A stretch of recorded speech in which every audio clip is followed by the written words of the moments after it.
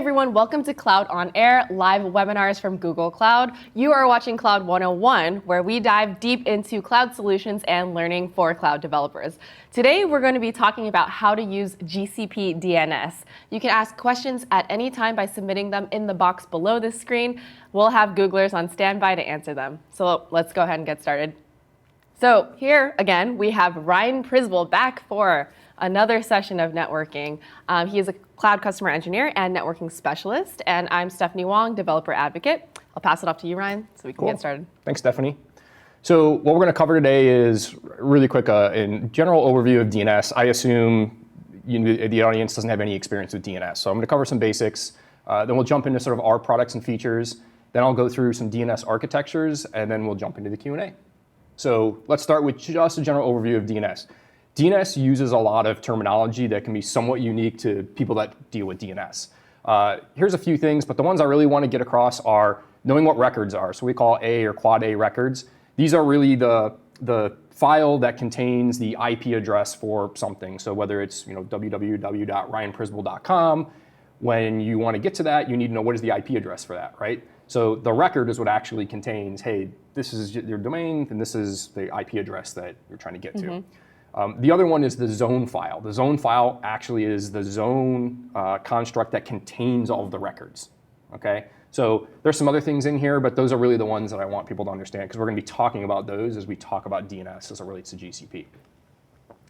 So real quick, if you've never sort of gotten into DNS, this is the very, very high-level primer of how DNS works. So when you're at your PC, or you're at a client, and your client needs to access something, it's going to talk to a resolver, right? In this case, I've shown a recursive resolver. That recursive resolver is going to say, hey, either I have the IP address for what you're trying to get to, right? So I've cached it of that record, or I need to go out and find it somewhere out in the world. So one way that can work is the client talks to the resolver responds back to the client, you have the IP address, and you can go to whatever you're trying to reach. In the other case, if the resolver doesn't have it, the resolver is going to reach out to somebody else, right? So in this case, I'm showing an authoritative server that's going to get the information it needs, cache it in the resolver, and then pass it back to the client.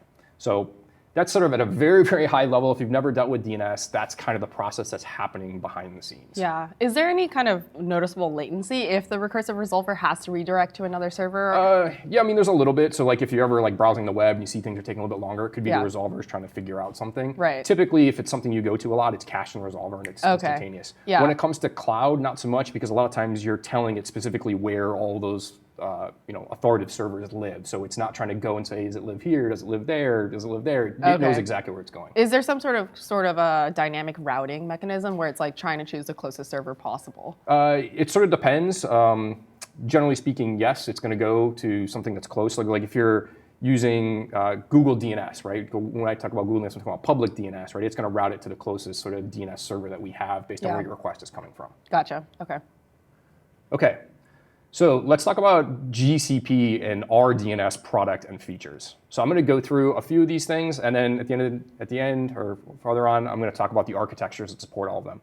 So back to zones. We talked about zones, right? These are where the records actually live.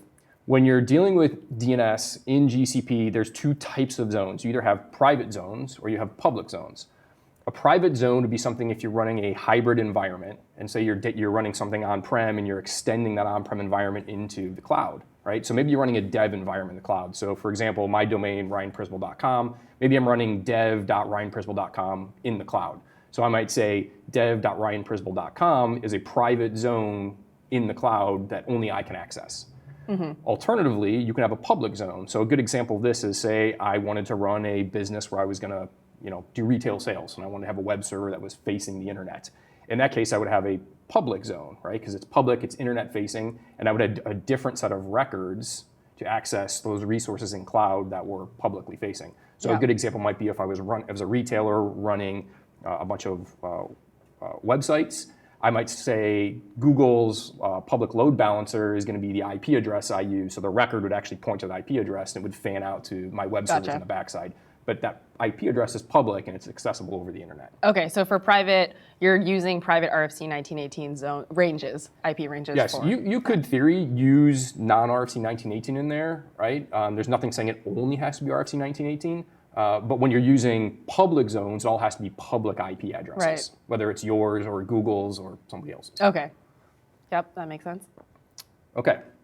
So there's this concept of split horizon. So take those two concepts we just talked about, private and public, and combine them together. And that's really what split horizon is when you hear that term. So a good example might be I'm running a VM in Google Cloud. And that VM has two interfaces on it, one with a public IP, one with a private IP. So if I'm coming from my corp environment, maybe I want to access the private IP address on that VM. So I would use a private zone to do that, while somebody coming in from the internet to access that VM would use the public zone. When you combine those two, we call it split horizon, because you have something where you have a private zone and a public zone both accessing the same sort of resource. And you can do this because your VM might be able to have two network interfaces. Exactly. You could have a network interface with an RFC 1918 address that's not publicly routable. Right. And you could have an IP address on another NIC that is actually publicly addressable. Right. So it's reachable from the internet. Does it matter whether the client is also in the private IP space or just the destination needs So to be? typically if you're coming from, say, like your corp environment, you're going to be in private IP space. And when you hit your resolvers are going to know that they're trying to resolve internally to that private space. So they're going to resolve to authoritative servers or zones that are in that private space. If you're coming from a public IP address, you're going to have a different set of DNS servers that are typically responding to your query. Yeah. Right? So it kind of depends on what sort of infrastructure you're coming from, whether you're coming from the public infrastructure or whether you're coming from your private infrastructure. Yeah, and you might answer this later, but do firewall rules and that sort of thing still apply here in terms of like protecting from? They do, but more so on the private side. Yeah. Not so much on the public side. I mean, Yeah. you can have firewall rules on the public side, but if you're sort of wanting public access to it, then you're probably going to open things up. Oh, yeah, that makes sense. Okay, so let's talk about DNS forwarding real quick. So DNS forwarding really comes in two types. There's outbound forwarding and there's inbound forwarding. So outbound forwarding is where you have a subdomain. So let's use dev.ryanprizzball.com again. That's my subdomain under ryanprizzball.com. If I'm doing outbound forwarding, I'm basically saying for dev.ryanprizzball.com, I don't want it to resolve within the cloud. I want it to resolve, say, on-prem. So I'm telling the DNS in the private environment, go to on-prem to resolve the IP address for machines that are in dev.ryanprizzball.com. Right? So that's outbound forwarding. I'm forwarding the request out of GCP to, say, an on-prem environment. Okay? Inbound forwarding is the exact opposite of that. So that's where you go on-prem and you say, maybe I'm running dev.ryanprizzball.com in GCP. So in your on-prem environment, you're saying, I don't want to resolve that in my on-prem DNS infrastructure. I want to actually forward that request to GCP. So from a GCP perspective, that request is coming inbound, right? Right. So same scenario, right? It's just, are you forwarding the request out of GCP? That's outbound forwarding. Or are you setting your on-prem to forward the request into GCP? And that's what we call inbound forwarding. And this is when the DNS server is sitting outside of the network that you're currently it's using. where you have maybe you have a bind server on-prem, right, in your corporate environment, and you say, I want that to resolve DNS for this subdomain. So you tell the cloud environment, go to that bind server to resolve things. Okay. Don't try to resolve it internally. Right. And what are some kind of company use cases that would use this sort of architecture? I'm trying to imagine hybrid would be one, but why would a company want to be doing forwarding outside of that? They're either on-prem or their GCP environment. That's usually the main use case, right? So you're running, maybe your dev environment is on-prem, right? You're running your production environment in the cloud, or maybe it's vice versa, right? So you have authoritative servers for that, and you have the zones created either on-prem, so you're like, I don't want to go and create a whole bunch more stuff. I just want to tell GCP to come to the on-prem DNS server or the DNS resolvers to get the information that they need. Yeah. So, but that's the most common use case. Okay, hybrid. Yeah. Yep. The big thing to know about forwarding is, as we talked about, you're forwarding in and out of GCP, right? If you're trying to forward to another VPC, which we'll talk about in a second, you don't use forwarding to do that. You use something called peering. Okay, so that's the big sort of caveat that I want you to sort of take away from this is think about forwarding inbound or outbound is into or out of GCP, not sort of forwarding within the GCP environment. I imagine that if you do go with peering too, which would be the more efficient way of doing that, or maybe performance would be better. It's just different, and I'll talk about peering in just a second. But really sort of think of, if you're trying to forward something across two different VPCs, then you're going to use peering to do it. Okay. If you're trying to, say, send it out of GCP or into GCP, then you're going to use forwarding zones, So either just inbound or outbound. different use cases there, Yep. The other thing to keep in mind is when we do forwarding, we use proxies, right? So there is an IP range that we use for our DNS proxies. That's that 35 block that I've put there. So that'll come into play when I talk about the architectures and making sure that you have this set up right so that when a request is coming in from that 35 block, you're not sort of blocking it on-prem and saying, hey, like I have this tight firewall rule set that's blocking that 35 block. Gotcha. So you definitely need to check for that and make sure that that's allowed. And I'll touch that when I talk about the actual architectures and how to really set this up in a little more detail. So DNS peering, we just sort of talked about this, right? This is really where you want to say have a zone somewhere else in GCP. So you can think of two VPCs, okay? So VPC A, I'm telling it I don't want to resolve this in VPC A. I have a zone in VPC B, and I want you to forward the request to VPC B. Okay, but you're doing it from VPC to VPC, not like VPC to on-prem. Right. So again, that's that subtle difference. So sometimes people get a little confused of like, when do I use peering, when do I use forwarding? Because it seems like I'm just forwarding the request, and in essence you are, right? But it's from one VPC to another VPC. And those two VPCs have to already be peered? VPCs? No, you actually don't have to peer the VPCs together. DNS peering is completely separate than VPC peering. So that's again, a good distinction to make. Because sometimes people get confused, right? Because we use the term peering. We use it in a lot of different ways. In this case, you don't actually have to have the VPCs peered together to run DNS peering. Gotcha. So let's talk about alternative name servers real quick. So an alternative name server is sort of a version of forwarding. Okay, so we talked about forwarding where you're forwarding outside of GCP. An alternative name server is just saying, I want to forward all requests outside. So I don't want to use any sort of cloud DNS for serving. I want to basically use something like maybe info blocks. Maybe you have a bind server on-prem that's going to do all of your DNS.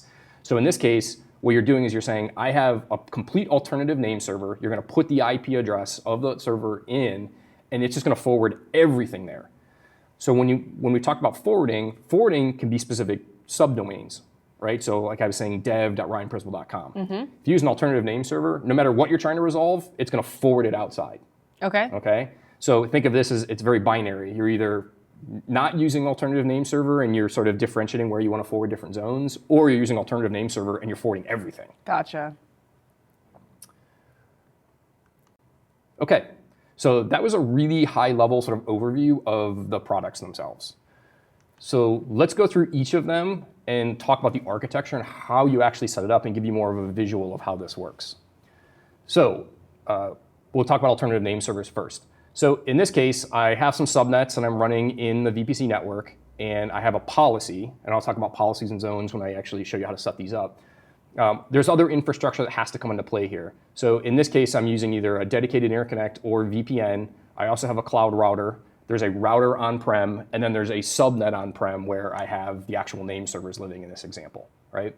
So the first thing I need to set up is I need to set up the policy to say, I'm going to use an alternative name server policy and forward everything outside of GCP. And when you do that, I'll show you how to do that. You specify the IP address of what is the name server that's sitting on-prem. The other thing you have to do is the Google Cloud Router has to have a route to it. So for example, if you say 10.0.1.1 is the name server, right? You have to be telling the cloud environment, hey, I have this subnet 10.0.1.0/24 in this case that lives on-prem. So you need to be advertising that from the router on-prem to the cloud router. That way, when the policy looks to forward it actually has a route. Right. The other thing you've got to do is verify that no firewall rules are blocking this stuff. Specifically on-prem. So I talked about the proxies that we use. So in this case, when the request happens, it's actually going to go through our DNS proxies. So the request on-prem is going to come from an IP address in that 35.199/19 block. So if you've got firewall rules on-prem, you have to open up those firewall rules to allow those proxies to talk to your on-prem environment, right? Even though you may say, well, I'm not running any of those in my cloud environment, we use that for all DNS proxying.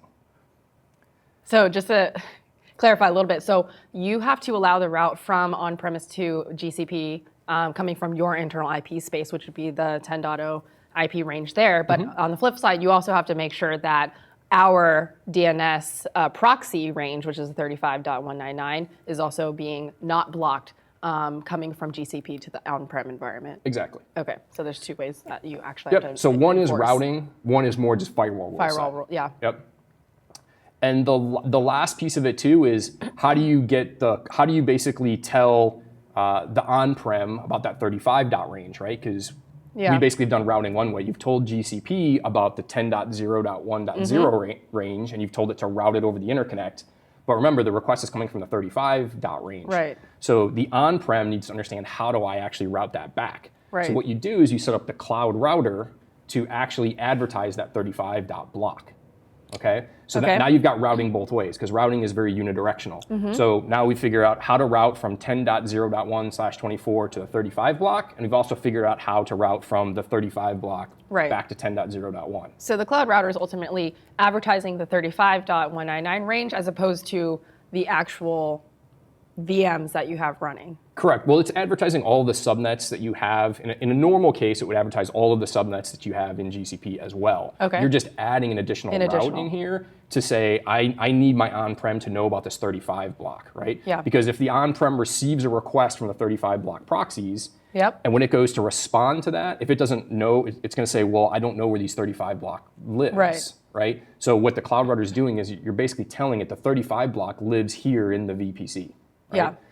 So one thing to note, something that comes up a lot with customers in terms of questions, is we use that 35 block, and it's a public IP block. Okay, it's a Google public IP, but this isn't something that's routable on the internet. So you might have, for example, if you have just a default route on-prem, right, and it doesn't know, if you haven't done the cloud router piece, right, and told it that this block specifically exists in the cloud, it might try to route to that 35 block through your internet gateway. It's going to go out on the internet, and it's going to say, well, I know Google owns that 35 block, and it's going to try to route to Google. The challenge is we don't advertise that 35 block on the internet. So even though we're using public IPs to do it, they're not reachable via the internet. They're only reachable via the cloud environment. So it's not necessarily going to know that it needs to route to your specific GCP environment.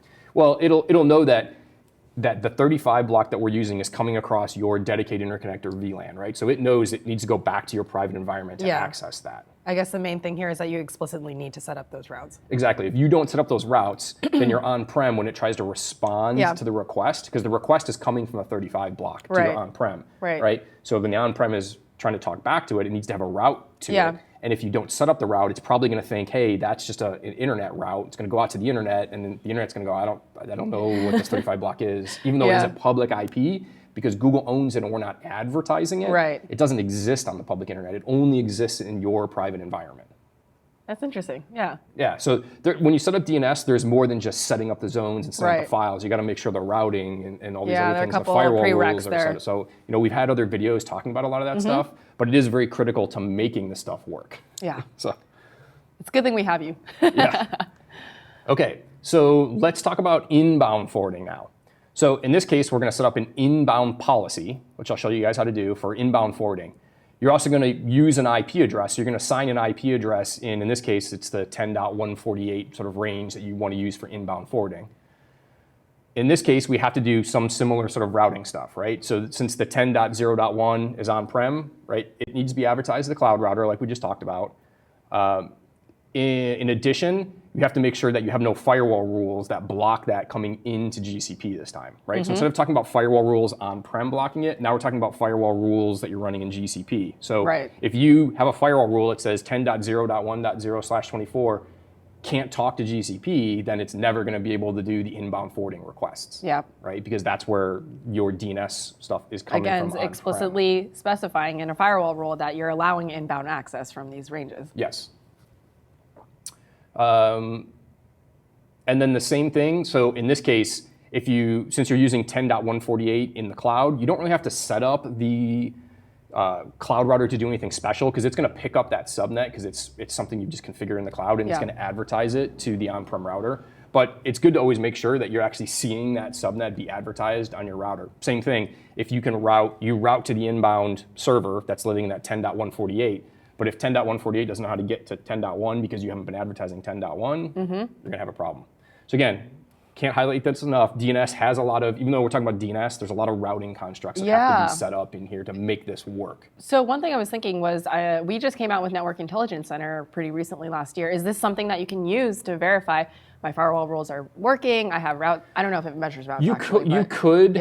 So Network Intelligence Center is going to look at, do the routes exist? Do the firewall rules allow it? Now, in this case, you could set this up to sort of mimic this scenario in Network Intelligence Center, right? So the way that you might do it is maybe you create the 10.0.1 block in GCP, and then what you try to do is you try to route from a VM in that 10.0.1 block to the IP address in the 10.148 block, right? So you're setting up a little test case where you're basically taking that on-prem subnet and just creating it in GCP to see if it can route through the GCP infrastructure, right? And then you would go and delete that and then just run the stuff on-prem. Yeah, and then you do the full setup. Yeah, you could use Network Intelligence Center to sort of make sure you have the routing in place and to make sure the firewall rules are okay. But you sort of have to just sort of trick it a little bit, by creating that subnet in the GCP environment and then tracing all the routing and the firewall rules there, and then just make sure you delete it. Yeah, and just to provide context, this is a Network Intelligence Center has a module for connectivity tests where you can set up these tests and make sure that things are actually working properly. So it's pretty useful for things like that. Yeah, it's great to check, do the routes exist, do the firewall rules allow things, right? So you're spot on. It's a good test pattern if you aren't sure if you have it correct, or maybe you set this up and it's not working and you want to try to troubleshoot it. Network Intelligence Center is a good way to go in there and try to troubleshoot, and it'll tell you a route doesn't exist, a firewall rule is blocking this, right? And then it'll allow you to go and make the tweaks that you need to make. Yeah, that's perfect. Okay, so now we're going to reverse it. Instead of the inbound architecture, we're going to talk about where I'm forwarding outbound to something on-prem. So in this case, same general setup. In this case, you're going to create a zone. So when we were doing the inbound, remember I was saying we're creating a policy? In this one, we're actually creating a zone. It's an outbound zone, which I'll show you how to create. And it's pointing to the on-prem DNS server.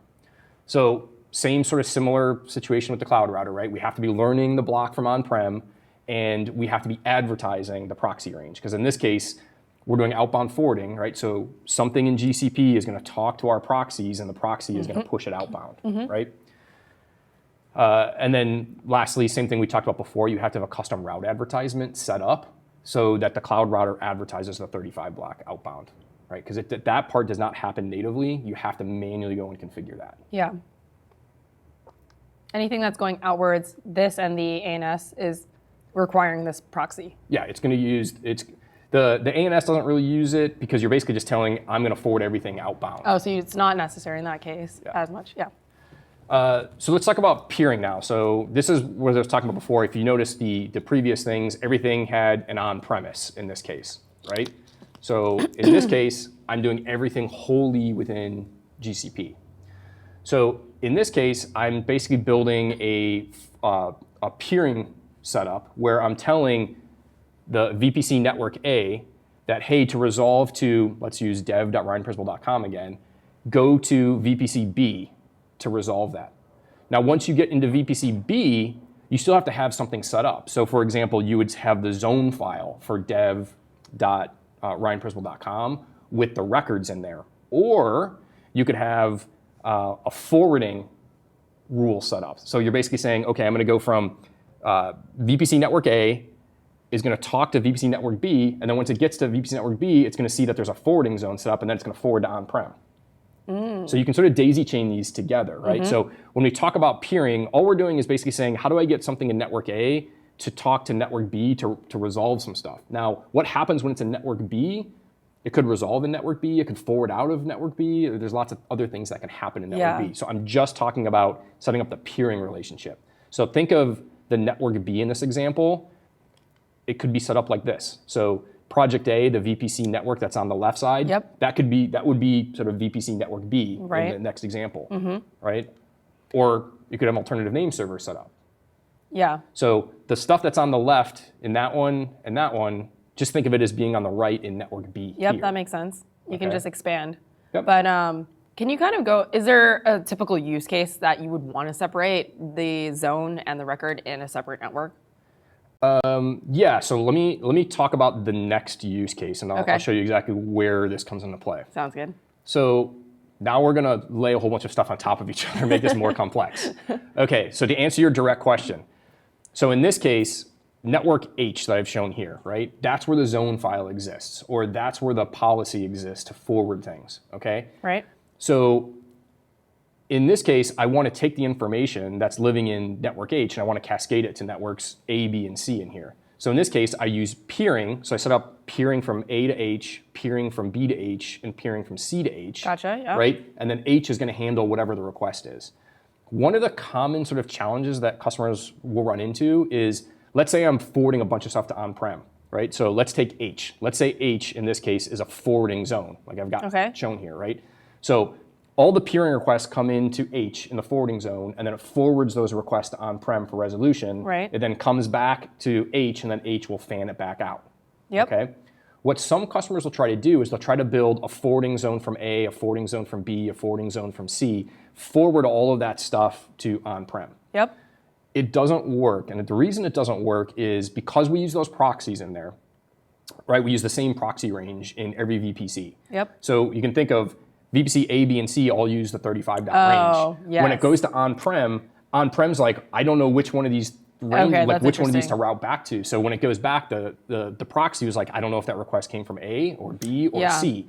So you always want to have one single forwarding zone, like forwarding out of GCP to your on-prem. Yep. That way, the proxies, everything stays very clean. Like it always knows it's going back to, in this case, network H. Right. Okay, that's where that 35.proxy setup lives.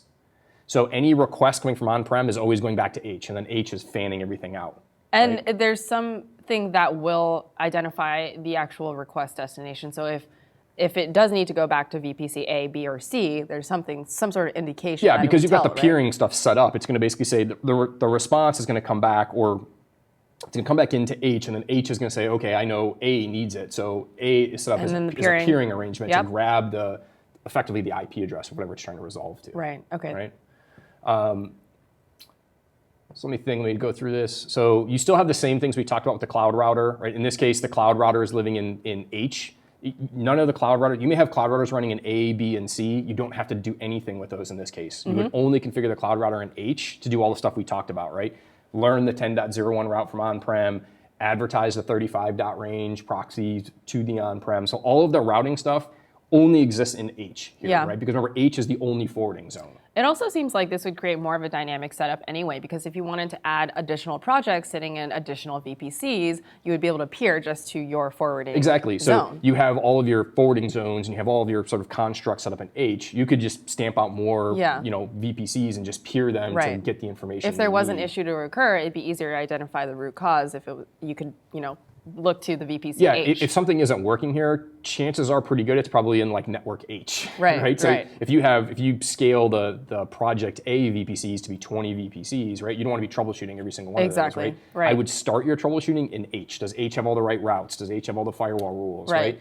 Because H is really you can think of it as kind of a hub and spoke architecture, right? Exactly. There's a lot of stuff in here. It's sort of, if you don't have your hands on it, and it's kind of like, well, how do I actually configure the policy? Exactly. Right? So you talk about you configure a policy or you configure a zone. Well, I'm going to show you how to actually configure those. Yeah, that'd be great. Okay. So let's go in. So all the cloud DNS is under network services. So I'm going to go to cloud DNS. When you go to cloud DNS, you sort of see these two things. You see zones and server policies, as we talked about. So I'm going to show you how to create the zones first. Everything that's zonal related, I'll show you how to create that. So you create a new zone. So first, let's go back. We talked about public versus private zones. So this is the first thing you're going to choose. Is this a private zone you're trying to create, or is this a public zone that you're trying to create? And you're just going to check whichever one. So I'm going to create a private zone. I'm going to call this dev. I'll just call this Ryan Prisbel. Spell my name.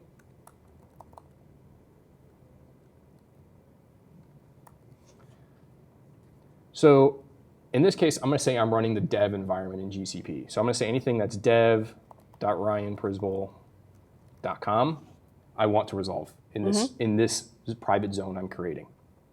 You can give it a description. And in this case, so the options, this is where you're going to do a few different things. So if I'm just creating the private zone that I'm going to put the records in, I just leave it as default private, okay? And then this is telling me which of the VPCs do I want to put it in. So I will put it in the load balancing demo network that we went through last time. And I just click create. So it's going to create that policy. Or it's going to create that zone, I'm sorry. So the next thing you do is you add a record set. So remember we talked about zones and we talked about the records that live. Yep. Okay. So here's where I would go and add the actual records, right? So if I had, VM1 or whatever I wanted to call it, that's dev.ryanprincipal.com. Yep. Okay. And then it's going to be an A record. If I'm using IPv4, we will support IPv6, and you'll be running quad A records in here. So I'm going to say it's an A record. I can set the time to live, and then I'm going to give an IP address. So what is that VM's IP address, right? So maybe it's 10.0.1.5. Yep. Right? So remember, this is the thing that when something is trying to get to vm1.dev.ryanprincipal.com, it's ultimately trying to get to the IP address, right? It's trying to say, what IP address does this belong to? So this is that actual record. Remember when I talked about the record actually contains the IP address? This is what I'm creating here. I'm creating that record for this particular VM, and I'm pointing it to that particular IP address. So the zone is more like this is an instantiation of what's housing the records that actually tell the translate. The zone is just like you think of it as a folder that you're sticking all the records in, right? Think of it as a manila folder, and each of the records is a piece of paper in it. That's a really easy way to think about it, right? And then you may have a file drawer that has a whole bunch of folders in it. That's a really good sort of analogy for how this sort of works, right? Each one of those folders is going to be, maybe it's dev.ryanprincipal.com and prod.ryanprincipal.com. That's a separate manila folder, and staging.ryanprincipal.com is a separate folder. And then, again, each of the records is a piece of paper in there. Yep, that makes sense. Okay. So I'm going to cancel out of this. I'm going to go and I'm going to delete this zone. And I'll show you how to create something else. Okay. So that was just creating the private zone. Now, let's go ahead and create. So in this case, I'll put, whoops. So let's, in this case, I'm going to say this lives outside of GCP, right? So I'm going to set up a forwarding zone. Remember, a forwarding zone is we're forwarding outside of GCP. So I'm going to say for dev.ryanprincipal.com, I don't want you to resolve it in GCP. I want you to go someplace else to resolve it. Yep. Outbound. Yep. So I applied it to the particular network or the VPC that I want. And now I have to give it a server, right? Because remember, I'm forwarding to your on-prem. So like if you're running a bind server on-prem, maybe the address is 10.0.1.1, I think we talked about earlier. Yeah. Right? So I would put that in there and say, for this particular zone, dev.ryanprincipal.com, don't resolve in GCP, go to 10.0.1.1 that lives on-prem. Right? Again, all the routing works, all the firewall rules are working, everything. Then whenever something in GCP tries to resolve something for dev.ryanprincipal.com, it's going to route to on-prem.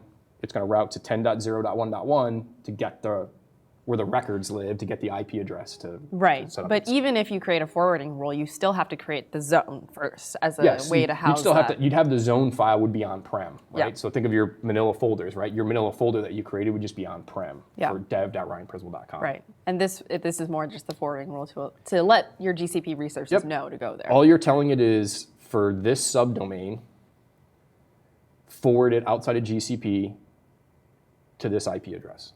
That's all you're doing. That makes sense. And you could have interconnect or something that's extending it. Yeah, you're going to need some interconnect or VPN or some sort of connection to your on-prem that this stuff's actually going to route to. Yes, especially a private IP range, right? Okay, so that is that. So let's talk about DNS peering while we're in the zone. So DNS peering you create in the zone file piece of it. So in this case, I just changed it. So I've got this set to private for dev.ryanprincipal.com. Again, I want it to go to another VPC now, right? Not on-prem, but another GCP VPC. So now I'm writing the peering relationship. Yep. And I'm going to apply it to the same network. Whoops. And then I have to tell it what project that network is in. Because remember, I'm in GCP now, right? So I basically said, I'm going to apply it to this particular VPC. But what's the other project that I want to that the other VPC lives in? So I selected that project, and then I would select a VPC in that project. Yeah, that makes sense. Okay. So it's like that architecture we were just kind of going over Yeah, I'm peering just showing you tuning. how to sort of configure the actual peerings, right? Yep. So in this case, you select private, give it a name, tell it what subdomain you want to peer to somebody else. That's what I did when I selected the peering. And then you're applying it. Like I said, this is the VPC you're applying this policy to. And then you're telling it what is the project in VPC that you want me to peer with on the other side.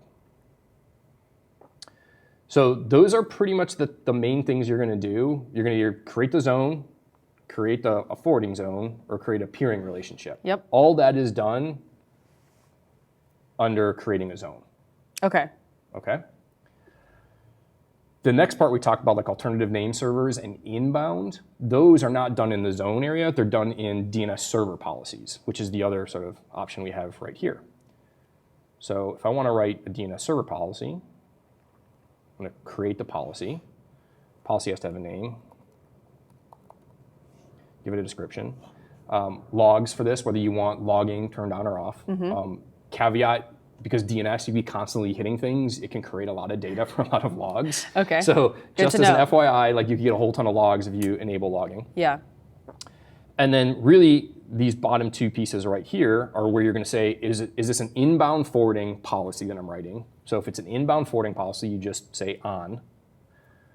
And then you tell it, where do you want to apply this policy? So in this case, I'm applying it to that network. And I would hit create. It would create the inbound policy that's going to allow inbound requests into that VPC. Gotcha. Okay. Now, if I'm doing the alternative name servers, right? So this is the binary relationship where I said, I don't want to use any sort of cloud DNS. I am using a bind server on-prem as an example. Yeah. I want to forward every single request to that on-prem. I don't want to deal with any sort of cloud DNS. So everything's getting forwarded out. Then what I would do is I would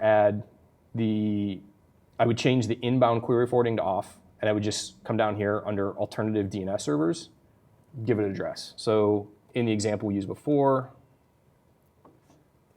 I'm basically saying any DNS request that comes, go ahead and forward it to this. Don't try to do any resolution in cloud whatsoever. Yeah. So if you're using like info blocks, if you're using, like I said, a bind server on-prem, I mean, these are very common things. If you're using another service, right? And you said, I want to use that service for all DNS, this is how you would sort of direct that to that. So, and you mentioned you're using policies for inbound forwarding rule Yes. or ANS. So how do you kind of bucket that? Because there's a distinction between using policies versus the zones, which we just set up. Yep. So it's just sort of the policy. It's more like semantics, right? It's just one is a policy for inbound forwarding or alternative name servers. The other has to do with the actual zone creation. Yeah. Zone So like you're actually creating this actual like resource, you're creating a the forwarding record. zone or a peering sort of relationship between two zones, or you're creating the private zone itself. In this case, you're not creating zones. You're just writing a high-level policy that says, I'm not dealing with a zone. I'm just saying for this thing, I want to forward it. I want to basically forward from on-prem into GCP. Yeah. Right. Or I want to forward from GCP to something completely external. Okay, that makes sense. So yeah. Don't think too much about it, right? It's just if you're configuring those things, we call them policies. For the other stuff, you're actually doing it in the zone files and the zonal sort of construct. Right. No, I think that's helpful just to try to mentally wrap my mind around it, but that makes sense. Yeah. Okay. So it's pretty easy, right? That's when you go into Cloud DNS, you're either, like I said, creating zones or creating server policies. And I showed you pretty much how to create inbound forwarding, outbound forwarding, alternative name servers, the private zones, how to create the records. We just did so much. We packed a lot into 40 minutes so far. If there's questions, definitely reach out to us and ask us. We're happy to address, or if you're running into any issues, let us know. Yeah. We can help troubleshoot. Yeah. So, but that is pretty much DNS in a nutshell. In a nutshell, somewhat of a nutshell. It's a lot, I know. Yeah. No, that was really great. I learned a lot. Thank you for explaining all of that. I know it can be a little confusing because there are different various architectures, as you said, but that was super helpful. That's it for the presentation portion, right? Yep, that's everything I have. I can't show you how to configure anything else because that's pretty much it. Okay, so we're going to come back in just a moment to actually go over some frequently asked questions. So we're going to be back in a minute, and just stay tuned for that.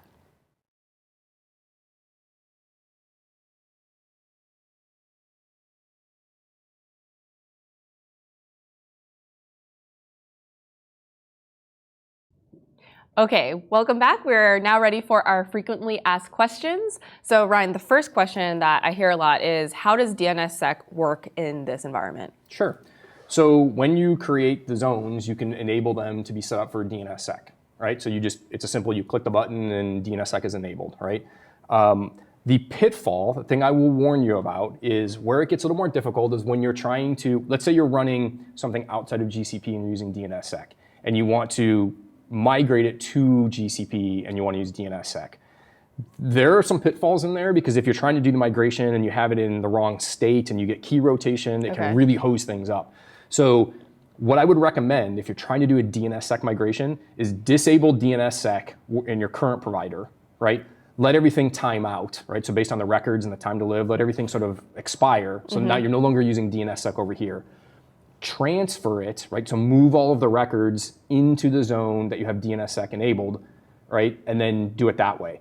That way you're not trying to move a secure zone to a secure zone and mess with the transfer states and risk some key getting rotated and it'll hose things up pretty badly. Yeah. That's the big caveat with DNSSEC. But DNSSEC is supported in the environment. If you're trying to do FedRAMP, you're trying to do a bunch of different things, they require DNSSEC. So it's good that we have that feature capability. Okay, that makes sense. Yeah, so just want to make sure that you are disabling momentarily and then transfer over because it will give you a cleaner transition. Yeah, the other thing to know about DNSSEC really is know that really DNSSEC is used to authorize and make sure that where you're getting the records from is the authorized place you're supposed to be getting the records from. It is not, people think sometimes like it's kind of like IPsec, it's encrypting things in transit. It is not doing that, right? So when the actual information comes down, it's in the clear, right? It's not encrypted. Sometimes people think it is. It's just DNSSEC is really there to make sure that where you're getting the information from is where you're supposed to be getting the information from. So it's a way of verifying like the bind server and the zone. Yeah, it's and verifying that like what's providing the information is actually supposed to be providing the information. Right. Okay, so the next question, how do you migrate an existing zone into GCP DNS? Like similar, but for the actual zone. Sure. So what you could do is you go in and create the zone, right? You can then you can migrate your records. And I believe we support various formats for migrating like JSON and various other things that you can just sort of migrate all of your records in. There's going to be roughly, a little bit of downtime because as your records are moving, things are trying to go over here to resolve and you're moving things, right? So I would say my experience, you're talking maybe 10, 15 minutes of like downtime while you're migrating everything over. But you can basically just wholly import all of your records once you create the zone. Remember where there's the section where I created the zone, it said, the record piece, you can sort of import all of your records in there. Okay, but the 15 minutes is really just so that things can roll out and update records and make sure that they're pointing to the right. Yeah, exactly. There's a whole bunch of things like your registrar and things are pointing to different things and you're in this sort of migration state where things may not resolve correctly. And like I said, usually it takes 10 or 15 minutes for things to flush out. Is I would say a good sort of benchmark. Right, but I mean, presumably companies would be doing it over the weekend or at night or. Correct. It's not something you want to do at like noon on Monday or something like that, right? This is something you would do like a scheduled migration to migrate the zone into GCP. Yeah.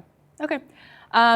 Other question, what was the most common pitfalls that you see our customers fall into? So I talked about one of them, which is creating the multiple forwarding zones, right? Where they have the individual VPCs and they're trying to create forwarding zones out of each of them, right? So we talked about this where you've got, say, 4 forwarding zones, all using the same 35 proxy range. Things go to on-prem responds back and the proxies don't know, do I hand this to VPC A, B, or C? That's the whole reason we have the peering architecture to the one forwarding zone, but all the peering zones. So that's a common thing. Sometimes customers get tripped up. Because what will happen if you configure multiple, let's say you have 2 forwarding zones set up, and you make a request from zone A, and zone A goes to on-prem, it might land back in zone A. So it might just work just fine. But then the next request might go to on-prem, it comes back and ends up in like zone B or something like that. Like it doesn't resolve correctly, right? So, and the more of those you have, the more places the proxy can think okay, I might have to push it to one of these other things. So generally speaking, if you have 2, you might think it's working, but if you have like 10, it'll be very obvious that it's not working very quickly. Yeah, I mean, it's kind of taking a chance because the resolver is not going to know where exactly to send the response to. Exactly, and if you've got 2, your chances are smaller that it's going to route correctly. If you have 10, there's more places for it to route, so you're going to see the problem manifest much quicker. Right. So that's a very common problem that people will run into because, again, they don't really understand the construct and how it's sort of being routed internally. And logically, you think it should work just fine, but it doesn't. Yeah, no, that's a great insight. Awesome. Well, that's pretty much wraps up the FAQ. I do want to cover some next steps. I really encourage everyone to actually go check out cloud.google.com/free, and you can log into the GCP console there, try out some of the DNS products that we've just talked about. You actually get a 12-month, $300 free trial that automatically starts when you set up your first billing account. And if you do want to look for more information, any conditions and restrictions, you can check out the documentation in this slide. But besides that, thank you so much, Ryan, again. I can't stress that getting your hands dirty on this stuff enough, right? All the stuff we've covered in this series of 5 things, whether it's setting up the VPC, setting up the routing, the DNS stuff we talked about, right? We can talk about this all day, but really once you get your hands dirty and you start touching it, manipulating it, that's when you get really good learning of how to set this stuff up and you get comfortable with how it works. And as you said, the pitfalls, like you'll find something that doesn't work and you can sort of troubleshoot it and use, like you said, Network Intelligence Center to troubleshoot it and things like that. Exactly. Yeah. So, well, that was excellent. Thank you so much for showing us all of that. Yep. Happy to help. All right. Take care, and we'll see you next time.